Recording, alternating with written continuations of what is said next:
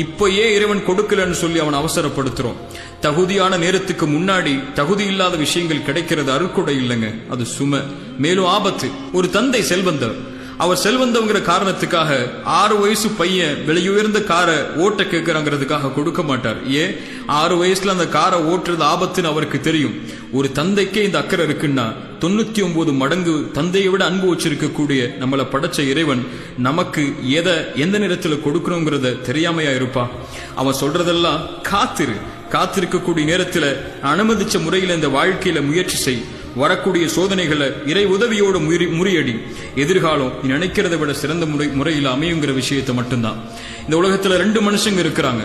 சோதனைகளுடைய காலத்துல காத்திருக்காம அவசரப்பட்டு உடனே சோதனைகள் நீங்கணும்னு சொல்லி இறை கட்டளைக்கு மாறுபட்டு மேலும் சோதனைகள்ல சிக்கி கவலை ஏற்பட்டு இறைவனையை குறை சொல்லக்கூடிய மக்கள் ஒருபுறம், சோதனைகள் வரும்போது தன்னாலான முயற்சியை செய்து பொறுமையை கடைபிடித்து இறை கட்டளைக்கு கட்டுப்பட்டு நல்ல குணங்களோடு நடந்து கொண்டு இறைவன்ட்ட, இறைவா உனக்கு தெரியும் என் வாழ்க்கையுடைய பாதை, நீ என்னை கண்காணிக்கிற, என் ஒவ்வொரு எட்டும் உனக்கு தெரியும், நான் முயற்சி செய்யற, எனக்கு நீ நியமிச்ச நேரத்தை காலத்தை எதிர்பார்க்கிற, நீ விரும்புறத கொடு இறைவா, விரும்பாததற்கு காத்திருக்கிறன்னு சொல்லக்கூடிய கூட்டம் இன்னொரு புறம்.